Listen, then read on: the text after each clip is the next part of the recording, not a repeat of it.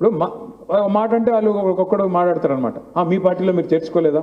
అవును చేర్చుకున్నాం. చేర్చుకున్నప్పుడు ఏమన్నారు మా వాళ్ళు, చేరిన వాళ్ళంతా ఎస్ మేము చేరాము బీఆర్ఎస్లో అని చెప్పి నిటారుగా నించున్నారు. ఏ పరీక్షకైనా సిద్ధపడ్డారు ఆనాడు మనం చేసినప్పుడు. మీలాగా నంగనాచి కబుర్లు చెప్పట్లేదు కదా. మీలాగా ఎస్ చేరాము మేము బీఆర్ఎస్ పార్టీలో అని చెప్పారు. స్పీకర్ గారు బులెటిన్ ఇచ్చారు. ఏ పర్యవసనానికైనా రెడీ అయ్యారు. మీరేంది నాకు అర్థం కాదు. ఏ పార్టీలో ఉన్నారంటే నాకు తెలిసి 2 లింగాలు ఉంటాయి ప్రపంచంలో. ఒకటి పురుషలింగం, రెండోది స్త్రీలింగం. వీళ్ళు ఏ లింగమో ఎవడికి తెలియదు. నాకు అర్థమే కావట్లేదు. అయితే స్త్రీ లేకపోతే పురుషుడు ఈయనెవరా బాబు నాకు అర్థం కాదు. వీళ్ళంతా 10 మంది ఏమనాలి వీళ్ళని? ఏ పార్టీలో ఉన్నారంటే చెప్పుకోలేని దురవస్థలో. ఇంకా దరిద్రం చెప్తాం మీకు. ఎమ్మెల్యేలే కాదు ఏ పార్టీలో ఉన్నారంటే చెప్పుకునే పరిస్థితి. సీఎం కూడా తెలియదు ఏ పార్టీలో ఉన్నాడు ఆయన. ఆయన కాంగ్రెస్ బీజేపీ ఎవరికి అర్థం కావట్లేదు. మీరు చూడండి ఆయన వ్యవహారం చూడండి. మొత్తం రాహుల్ గాంధీ అనేట ఆయన ఏమో ఢిల్లీలో కూర్చొని తెల్లారులేస్తే సిబిఐని తిడతాడు. సిబిఐ అంటే మొత్తం బీజేపీ చేతిలో అస్త్రం, ఈడీ సిబిఐ ఐటీ అంతా బక్వాస్, మొత్తం బీజేపీ ఏజెంట్లు వీళ్ళంతా అంటాడు. మరి ఇక్కడున్న రేవంత్ రెడ్డి ఏమో అదే సిబిఐ ముద్దంటే ఈయనకి. కేసీఆర్ గారి మీద అర్జెంట్గా సిబిఐ పెట్టండి అంటాడు. మరి మీ నాయకుడు సిబిఐ మంచిది కాదంటాడు, నువ్వేమో సిబిఐ ముద్దంటావు. నువ్వు ఏ పార్టీలో ఉన్నావు స్వామి అంటే కోపం వస్తుంది ఆయనకి.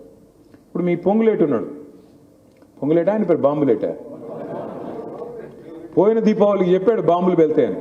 ఈ దీపావళి కూడా ఇక ఆయన బిల్డప్ పెద్ద అడిమారి గుడ్డి దెబ్బలు ఆయన కూడా గెలిచిపోయి ఆయన పెద్ద ఇదిలాగా ఖమ్మం జిల్లా ఇది అది. ఈసారి ఆయన గెలుస్తాడో నేను కూడా చూస్తా. ఆయన గెలుస్తాడో పాలర్లో నేను కూడా చూస్తా. నేనేమంటా అంటే తంతే గారెల బుట్టలో పడ్డట్టు ఒక్కసారి ఏదో లక్కీ లాటరీ తగిలితే దానికే పొంగిపోతే దానికే ఇంకా చాలా పెద్దోడిని ఆయన ఊహించుకుంటే ఎవరికైనా ప్రజాస్వామ్యంలో మర్చిపోకూడని అంశం ఏంటంటే అల్టిమేట్గా ప్రజలు. మన తలరాత రాసేది, మన విధిరాత రాసేది ప్రజలు. నువ్వు అహంకారంతో నీలిగితే, అహంకారంతో ఎగిరెగిరి పడితే ఎక్కడ పెట్టాలో అక్కడే పెడతాడు. అది కూడా పెద్ద ఆయన కేసీఆర్ గారిని పట్టుకుని మర్చిపోయి ఇంగితం లేకుండా నోటికి వచ్చినట్టు మాట్లాడుతున్నాడు. ఆయన ఒక్కడే కాదు ప్రతి ఒక్కడు కాంగ్రెస్లో. టైం వస్తుంది ప్రతిదానికి. ఇదే పొంగులేటి శ్రీనివాసరెడ్డి గారిని నేను అడుగుతా ఉన్నా ఈరోజు మీ అందరి సమక్షంలో అడుగుతా ఉన్నా. సరిగ్గా ఇదే సెప్టెంబర్ మాసంలో పోయిన సంవత్సరం 2024 సెప్టెంబర్ 27 అనుకుంటా ఆ రోజు పొంగులేటి గారి ఇంటి మీద ఈడీ రైడ్ అయింది. సరిగ్గా సంవత్సరం అయింది. ఆ రోజు టీవీల్లో బ్రేకింగ్లు. పొంగులేటి గారి ఇంట్లోకి నోట్ల కట్టలు పెట్టి నోట్లని లెక్కబెట్టే మెషిన్లు పోతున్నాయని చెప్పి వరుసగా 2 మెషిన్లు పోయినాయి, 3 మెషిన్లు పోయినాయని టీవీలో ఉదరగొట్టే బ్రేకింగ్లు కూడా వచ్చినాయి. కావాలంటే మీకు పంపిస్తా చూసుకోండి. చూశారు కదా. కానీ ఇప్పుడు ఎన్ని పైసలు దొరికినాయి ఎవడు చెప్పట్లేదు. అదో బ్రహ్మరహస్యం. ఈడీఓడు బయటికి రాడు, చెప్పడు. పొంగులేటి నోరు మెదపడు. ఏం జరిగిందంటారు మరి? ఎవడితో కుమ్మక్కయ్యాడు? మళ్ళీ పొంగులేటి గారు బీజేపీతో కుమ్మక్కయ్యాడా, లేదా రేవంత్ రెడ్డి గారు కుమ్మక్కులో ఈయన భాగస్వామి అయ్యాడా? ఎవడితో ఉన్నాడండి ఈ రాష్ట్రంలో? బయటకు వచ్చి నోటికి వచ్చినట్టు వాగుతారు. మనము బీజేపీ ఒకటని వాగుతాడు ఒకడు కాంగ్రెస్ వాడు. ఎవడితో ఉన్నాడు? సిబిఐ సంకనాకుతుంది మీరు.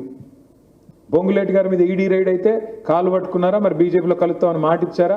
ఇప్పటికీ కేసు పెట్టకుండా కాలు పట్టుకుని ఆపాడుకుంటుంది మీరు. మాకేం కర్మ నాకు అర్థం కాదు. పెట్టుకో, ఏం కేసు పెట్టుకుంటావో చూసుకుంటామని చెప్పి ఈరోజు ఎదుర్కొంటున్నది మనం. 2 ఏళ్లలో ఎన్ని కేసులు పెట్టారు మా మీద? ఏం చేస్తారు పెట్టి? బతికేది ఒకసారి, సచ్చేది ఒకసారి. ఎన్ని రోజులు భయపడతాం? నాకు అర్థం కాదు. రాజకీయం అంటే బతికినన్నాళ్ళు, రాజకీయం అంటే ప్రజాసేవ చేయాలి, బతికినన్నాళ్ళు ధీరోదత్తంగా బతకాలి. ఇదేం రాజకీయం? కుమ్మక్కు రాజకీయం దరిద్రంగా. ఇంకొక మాట కూడా మీరు ఆలోచించండి. మరి ఈ మధ్యన మైనారిటీలకు సంబంధించి ఒక బిల్లు తెచ్చింది కేంద్ర ప్రభుత్వం. వక్ఫ్ అమెండ్మెంట్ అని, వక్ఫ్ చట్టాన్ని సవరిస్తూ ఒక బిల్లు తెచ్చింది. దాన్ని మనం వ్యతిరేకంగా ఓటు కూడా వేసాం. 4 ఓట్లు ఉంటే రాజ్యసభలో 4 కూడా వ్యతిరేకంగా ఓటేశారు. ఆ చట్టం వచ్చింది. అయినా కూడా ఎందుకంటే బీజేపీకి మందబలం ఉంది, చట్టం వాళ్ళు పాస్ చేసుకున్నారు.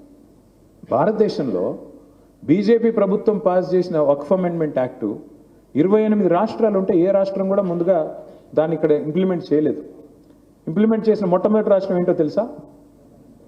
తెలంగాణ. ఏ బీజేపీ ముఖ్యమంత్రికి లేని తొందర రేవంత్ రెడ్డి గారికి ఏమొచ్చిందండి? కాంగ్రెస్ పార్టీకి, కాంగ్రెస్ ప్రభుత్వానికి. నువ్వు ఎవరితో పనిచేస్తున్నావు? అసలు ఎవరి కోసం పనిచేస్తున్నావు? రాహుల్ గాంధీ కోసమా, మోడీ గారి కోసమా? ఈ మాట అడిగితే వాళ్ళకి కోపం ఎక్కువ. మీరు గమనించండి జాగ్రత్తగా. రేవంత్ రెడ్డి గారి బావమరిదికి ఏమో కేంద్ర ప్రభుత్వ పథకంలో కాంట్రాక్ట్లు ఇస్తారు. 1137 కోట్ల కాంట్రాక్ట్. సుజన్ రెడ్డి అని వాళ్ళ బావమరిది. ఆయనకి అంటే కాంగ్రెస్ ముఖ్యమంత్రి బావమరిదికి కేంద్ర ప్రభుత్వ పథకంలో కాంట్రాక్ట్ వస్తుంది. ఇంకో బీజేపీ ఎంపీ గారికి రేవంత్ రెడ్డి గారు ఇక్కడ కాంట్రాక్ట్ ఇస్తారు. ఎవరితో చేతులు కలుపుకున్నాడు? ఎవరిని మోసం చేస్తారు మీరు? అందుకే నేను అనేది ఈ రాష్ట్రంలో మీరు ఒక్కటే గుర్తుపెట్టుకోండి. వాళ్ళిద్దరి లక్ష్యం ఒకటే. కాంగ్రెస్ బీజేపీ లక్ష్యం ఒకటే. తెలంగాణకున్న ఒకే ఒక్క గొంతుక, నిటారైన నిఖార్సైన గొంతుక కేసీఆర్. దాన్ని ఖచ్చితంగా ఫినిష్ చేయాలన్నది వాళ్ళ టార్గెట్. ఎందుకంటే కేసీఆర్ ఇది అన్కాంప్రమైజింగ్. ఆయన ఎవరితో రాజీ పడడు. తెలంగాణ ప్రజల ప్రయోజనాల విషయంలో ఎవడికి లొంగడు, అందరికీ తెలుసు.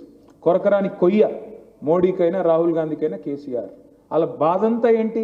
ఏదో ఒకటి చేసి కేసీఆర్ గారిని ఫినిష్ చేయాలి. చేస్తే ఆ తర్వాత మైదానం నీది నాది, మన ఇద్దరం కొట్లాడుకుందాం. మనందరం లేవా కేసీఆర్ గారిని కాపాడుకోవడానికి, పార్టీని కాపాడుకోవడానికి? మీ నాయనే ముక్కు నేలకు రాసినా సాధించలేకపోయాడు. మీ నాయనే ఇదే పాలేరు నియోజకవర్గానికి వచ్చి 3 సార్లు ముక్కు నేలకు రాసినా ఏమీ చేయలేకపోయాడు. నువ్వెంత బచ్చాగాడు. ప్రజల తీర్పు ముందు, ప్రజల దీవెళ్ల ముందు అహంకార పూరితమైన మాటలు ఏదైతే ఉందో ప్రజలు 2 సార్లు బుద్ధి చెప్పారు. 3వసారి కూడా బుద్ధి చెప్పడానికి సిద్ధంగా ఉన్నారు.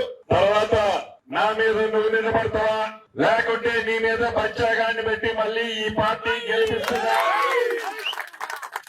3.5 సంవత్సరాల తర్వాత అసలు నిజంగా నువ్వు ఈ ఇండియాలో ఉంటావా, బ్యాగు సంచి సర్దుకొని విదేశాలకు చెక్కుతావా? ఇదంతా తెలంగాణ ప్రజలు నిర్ణయించడానికి సిద్ధంగా ఉన్నారు. మీ నాయనే ముక్కు నేలకు రాసినా సాధించలేకపోయాడు. మీ నాయనే ఇదే పాలేరు నియోజకవర్గానికి వచ్చి 3 సార్లు ముక్కు నేలకు రాసినా ఏమీ చేయలేకపోయాడు. నువ్వెంత బచ్చాగాడు. ప్రజల తీర్పు ముందు, ప్రజల దీవెళ్ల ముందు అహంకార పూరితమైన మాటలు ఏదైతే ఉందో ప్రజలు 2 సార్లు బుద్ధి చెప్పారు. 3వసారి కూడా బుద్ధి చెప్పడానికి సిద్ధంగా ఉన్నారు. తర్వాత నా మీద నువ్వు నిలబడతావా, లేకుంటే నీ మీద బచ్చాగాన్ని పెట్టి మళ్ళీ ఈ పార్టీ గెలిపిస్తున్నా. 3.5 సంవత్సరాల తర్వాత అసలు నిజంగా నువ్వు ఈ ఇండియాలో ఉంటావా, బ్యాగు సంచి సర్దుకొని విదేశాలకు చెక్కుతావా? ఇదంతా తెలంగాణ ప్రజలు నిర్ణయించడానికి సిద్ధంగా ఉన్నారు.